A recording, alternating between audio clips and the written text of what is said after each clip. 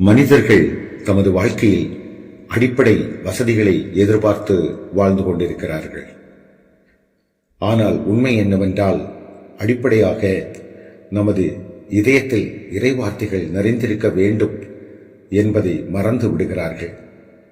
சகோதரர்களே, இன்றைய காலகட்டங்களிலே துன்பங்களும் துரிதங்களும் கஷ்டங்களும் கவலைகளும் மன உளைச்சல்களும் நிறைந்த வாழ்க்கையில் வாழும் அநேக சகோதர சகோதரிகளை நாம் பார்க்க முடியும். இறைவார்த்தைகள் இதயங்களில் இல்லாமல் இருந்தால் சமாதானம் இருக்க அங்கு வாய்ப்பில்லை. பழங்காலத்திலிருந்தே தொன்று தொட்டே தலைமுறை தலைமுறையாக இஸ்ரேல் மக்கள் இறைவனிடம் வேண்டுதல் செய்தார்கள். வழிபாட்டில் அவர்கள் இறைவனோடு ஒன்றித்து பாடல்கள் ஜபங்கள் மூலம் ஆண்டவரோடு வாழ்ந்த விதத்தை நமது திருவிவிலியம் அழகாக எடுத்துரைக்கிறது. அற்புதம் நடக்கும், விடுதலை கிடைக்கும், வெற்றிகளை கிடைக்கும் திருப்பாடல்களாக அவைகள் இந்த திருவிவிலியத்திலே இருக்கிறது. அற்புதத்தின் இறை வார்த்தைகள் சங்கீதம் 91வது அதிகாரத்தை இந்த சிறு காணொளி மூலம் உங்களோடு பகிர்ந்து கொள்ள விரும்பி இந்த சிறு காணொளியை சமர்ப்பிக்கிறேன். அன்புள்ள தமிழ் சொந்தங்களுக்கு இனிய வாழ்த்துக்கள். இயேசுக்குள் பிரியமான சகோதர சகோதரிகளே, வாழ்கிறவரும் இருக்கிறவரும் பாதுகாக்கிறவருமான ஆண்டவர் இயேசு கிறிஸ்துவின் இனிய நாமத்தில் உங்களுக்கு என் நன்றி கலந்த வணக்கங்களையும் வாழ்த்துதல்களையும் தெரியப்படுத்தி கொள்கிறேன். இன்று ஒரு சிறு செய்தியின் புதிய காணொளி மூலம் உங்களை சந்திப்பதில் பெரும் மகிழ்ச்சி அடைகிறேன்.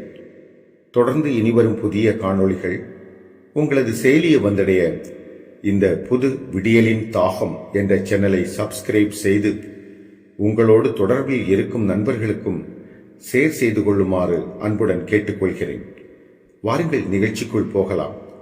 சகோதரர்களே, திருப்பாடல்கள் 91ஆம் அதிகாரத்தை ஒருமுறை படிப்போம். உன்னதரின் பாதுகாப்பில் வாழ்பவர், எல்லாம் வல்லவரின் நிழலில் தங்கியிருப்பவர் ஆண்டவரை நோக்கி, நீரே என் புகலிடம், என் அரண், நான் நம்பியிருக்கும் இறைவன் என்று உரைப்பார். ஏனெனில் ஆண்டவர் உம்மை வேடரின் கண்ணியினின்றும் கொன்றழிக்கும் கொள்ளை நோயினின்றும் தப்பிவிப்பார். அவர்தம் சிறகுகளால் உம்மை அரவணைப்பார். அவர்தம் இறக்கைகளின் கீழ் நீர் புகலிடம் காண்பீர். அவரது உண்மையை கேடயமும் கவசமும் ஆகும். இரவின் திகிலுக்கும் பகலில் பாய்ந்து வரும் அம்புக்கும் நீர் அஞ்சமாட்டீர். இருளில் உலவும் கொள்ளை நோய்க்கும் நண்பகலில் தாக்கும் கொடிய வாதைக்கும் நீர் அஞ்சமாட்டீர். உன் பக்கம் 1000 போர் வீழ்ந்தாலும் உம் வலப்புறம் 10,000 பேர் தாக்கினாலும் எதுவும் உம்மை அணுகாது. பொல்லார்க்கு கிடைக்கும் தண்டனையை நீரே பார்ப்பீர். உம் கண்ணாலேயே நீர் காண்பீர். ஆண்டவரை உம் புகலிடமாய் கொண்டீர். உன்னதரை உம் உறைவிடமாக்கிக் கொண்டீர். ஆகவே தீங்கு உமக்கு நேரிடாது. வாதை உம் கூடாரத்தை நெருங்காது. நீர் செல்லும் இடமெல்லாம் உம்மை காக்கும்படி தம் தூதர்க்கு அவர் கட்டளையிடுவார். உம் கால் கல்லின் மேல் மோதாதபடி அவர்கள் தங்கள் கைகளில் உம்மை தாங்கிக் கொள்வர். சிங்கத்தின் மீதும் பாம்பின் மீதும் நீர் நடந்து செல்வீர். இளம் சிங்கத்தின் மீதும் விரியன் பாம்பின் மீதும் நீர் மிதித்து செல்வீர். அவர்கள் என் மீது அன்பு கூர்ந்ததால் அவர்களை விடுவிப்பேன். அவர்கள் என் பெயரை அறிந்துள்ளதால் அவர்களை பாதுகாப்பேன். அவர்கள் என்னை நோக்கி மன்றாடும் போது அவர்களுக்கு பதில் அளிப்பேன். அவர்களது துன்பத்தில் அவர்களோடு இருப்பேன். அவர்களை தப்புவித்து அவர்களை பெருமைப்படுத்துவேன். நீடிய ஆயுளால் அவர்களுக்கு நிறைவளிப்பேன். சகோதரர்களே, நமது அன்றாட வாழ்வில் காலையிலும் மாலையிலும் இறை சந்நிதியில், குறிப்பாக திருப்பாடல்கள் 91வது அதிகாரத்தை படித்தோமானால் தொடர்ந்து வருகின்ற நாட்களில் எல்லாம் அற்புதங்கள் நடப்பதையும் ஆச்சரியமாக நினைத்திராத நன்மைகள் அடைவதையும் நாம் பார்க்க முடியும். அநேக பிரச்சனைகள் நம்மிலிருந்து விலகும் என்று எதிர்பார்த்து கொண்டிருக்கலாம்.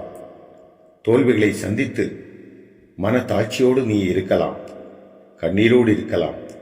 ஆனால் அந்த நேரங்களில் நாம் படிக்க வேண்டிய இந்த திருப்பாடல்கள் 91 அதிகாரத்தை படித்தால் நிச்சயமாக வாழ்க்கையில் வேறு மாறுதல் அடைவதை நாம் பார்க்க முடியும். இந்த வார்த்தைகளுக்கு அவ்வளவு வல்லமை உண்டு என்பதை மறந்துவிடக்கூடாது. சிறப்பாக இந்த வார்த்தைகளுக்கு மிகுந்த வல்லமை உண்டு. இந்த இறை வார்த்தைகள் படித்து முடித்துவிட்டு இறைவனை நினைக்கும் போது நாம் வேண்டிக் கொள்வதை பெற்றுக்கொள்ள முடியும். ஆண்டவரின் பாதுகாப்பு, அரவணைப்பு கிடைக்கும். சகோதரர்களே, அவரது அன்பின் நிழலிலே நாம் தங்கி சமாதானம், சந்தோஷம் அடைந்து கொள்ள முடியும். அனாதை, ஏழைகளுக்கு, நோய்வாய்ப்பட்டவர், ஆதரவற்றவருக்கு அரணாக, கோட்டையாக இந்த வார்த்தை பலனடைய வைக்கும் என்பதில் எவ்வித சந்தேகமும் இல்லை. நமக்கு எதிராக செயல்படும் வேடரின் கண்ணிகள், சாவுக்கு ஏதுவான கொள்ளை நோய்களிலிருந்தும் நம்மை இந்த இறைவார்த்தைகள் விலக்கி பாதுகாக்கும். கோழி தன் குஞ்சுகளை அரவணைப்பதைப் போல் நம்மை பொல்லாதோரிலிருந்து பாதுகாக்கும். எதிரிகளாய் இருக்கலாம், எள்ளி நகையாடுபவராக இருக்கலாம், அவர்களின் மத்தியில் அச்சத்தை நீக்கும், தேவ சித்தத்தை நிறைவேற்றும் அருமருந்தாக இந்த இறைவார்த்தைகள் நம்மை பாதுகாக்கும். மீள முடியாத பிரச்சனைகள், கொடிய வாதைகள் யாவையும் நீக்கிடும். அற்புதத்தை நம் கண்ணாலேயே பார்க்க முடியும். நமக்கு எதிராக எவ்வளவு பிரச்சனைகள் தாக்க நினைத்தாலும் இந்த வார்த்தைகள் மூலம் இறைவன் நம்மோடு இருந்து அவைகளை இல்லாமல் பண்ணுவார். சகோதரர்களே, ஆண்டவரே நமக்கு எல்லாம், நம் உடலையும் உயிரையும் இந்த வார்த்தைகள் மூலம் பாதுகாத்து வாதையோ தீங்குகளோ பொல்லாப்போ நம்மை நெருங்காமல் தொடாமல் பாதுகாத்திடுவார். சகோதரர்களே, எல்லா நபர்களும் என்னை புரிந்து கொள்ளாமல் தாக்கி பேசுகிறார்கள். குடும்பத்திலும் சொந்தங்களும் என்னை புறம்பே தள்ளுகிறார்கள். உயிருக்கு ஆபத்தை விளைவிக்கும் நிலையில் நான் அனைவராலும் புறக்கணிக்கப்பட்டேன் என்று எண்ணும் வருந்தும் இறைமகனே, மகளே, உனக்காக ஆண்டவர் சொல்கிறார், உன் பக்கம் 1000 போர் வீழ்ந்தாலும், உன் வலப்புறம் 10,000 பேர் தாக்கினாலும் எதுவும் உம்மை அணுகாது என்று சொல்கிறார். எவ்வளவு நம்பிக்கை ஊட்டும் இறைவார்த்தையாக இது அமைந்துள்ளது. மேலும் எப்படிப்பட்ட சூழ்நிலை நமது வாழ்வில் வந்தாலும் அவைகளிலிருந்து மீட்படைய இந்த இறைவார்த்தை போதும்.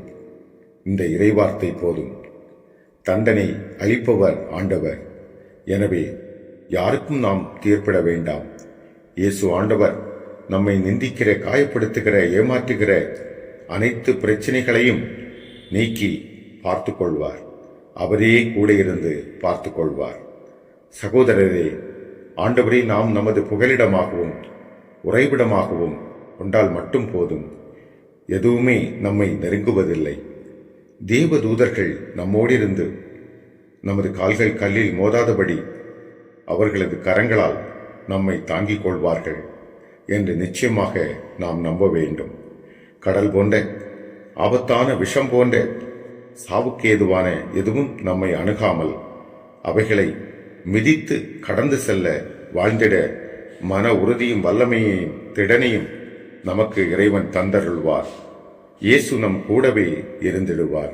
ஆண்டவராகிய இயேசு கிறிஸ்து நம்மை விடுவிக்கவும் பாதுகாக்கவும், அவரை பார்த்து நாம் கூப்பிடும்போது உடனே நமது சத்தத்தை கேட்டு மகனே, மகளே என்று பதிலளிக்கவும், துன்பத்தில் துவண்டு மாண்டு போகாதபடி தப்புவித்துக் கொள்ளவும், நம்மை உயர்த்தவும், அவருடைய நிரந்தர மீட்பை அளிக்கவும், நிறைவான நீடிய ஆயுளை அளித்து ஜீவனோடு வாழவும், துணையாகவும், அருளாகவும், தாயாகவும், தந்தையாகவும், அரணாகவும், கோட்டையாகவும், ஜீவ அப்பமாகவும், பாதையாகவும், வெளிச்சமாகவும் நம்மோடு சதா காலங்களிலும் உடனிருப்பார். நாம் விசுவசிப்போமா? வீண் சிந்தனைகளை தவிர்ப்போமா? ஆண்டவராகிய இயேசு கிறிஸ்து உங்களை ஆசீர்வதிப்பாராக. ஆமென். வாருங்கள், ஜெபம் செய்வோம். வாழ்வில் ஒரு விடை வேண்டும், விடுதலை வேண்டும், தேர்வில் வெற்றி வேண்டும், மனதில் அமைதி வேண்டும், நிம்மதி வேண்டும், மகிழ்ச்சி வேண்டும் என்று ஏங்கும் உள்ளங்களிலே நிறைவாய் ஆசீர்வதியும். நீங்காமல் உடனிருக்கும் எங்கள் அன்பு தந்தையே, இருளான செல்ல முடியாத வாழ்விலே வெளிச்சமாய் பிரகாசிக்கும் உமது வார்த்தைகளை திருப்பாடல் 91 அதிகாரத்தை தந்து ஆசீர்வதித்தீரே.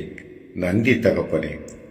ஆண்டவரே, இந்த இறை வார்த்தைகளின்படி வேடரின் கண்ணியினின்றும் கொள்ளை நோய் நின்றும் கொடிய வாதைகளிலிருந்தும் ஆபத்துக்களிலிருந்தும் தீங்குகளிலிருந்தும் செல்லும் இடங்களில் ஏற்படும் இன்னல்களிலிருந்தும் தப்புவித்து காத்தருள்வீராக. எங்களது கூடவே நீர் இருந்து பாதுகாப்பீராக. நீடிய ஆயுளால் நிறைவளித்து உமது மீட்பாகிய சாந்தி, சமாதானம், அன்பு, அருள், பாவங்களை எல்லாம் மன்னித்து இனிமேல் பாவம் செய்யாதபடி கருணை செய்வீராக. நீர் எப்பொழுதும் எங்கள் இதயத்திலே இருக்கிறீர் என்ற நம்பிக்கையோடு ஒவ்வொரு நாளும் நிம்மதியுடன் வாழ உதவி செய்வீராக. ஆண்டவராகிய இயேசு கிறிஸ்துவே, நீர் எங்களோடு செய்யும் அன்பும் அருளும் சதா காலங்களிலும் இருந்து உமது ஆசீர்வாதத்தில் அரவணைப்பில் நாங்கள் நித்திய காலமாய் இருந்து வாழ்ந்திட துணை புரிவீராக. என்றென்றும் வாழ்கின்ற இயேசுவின் நாமத்தில் வேண்டிக் கொள்கிறோம் எங்கள் அன்பின் பிதாவே. ஆமென். ஆமென்.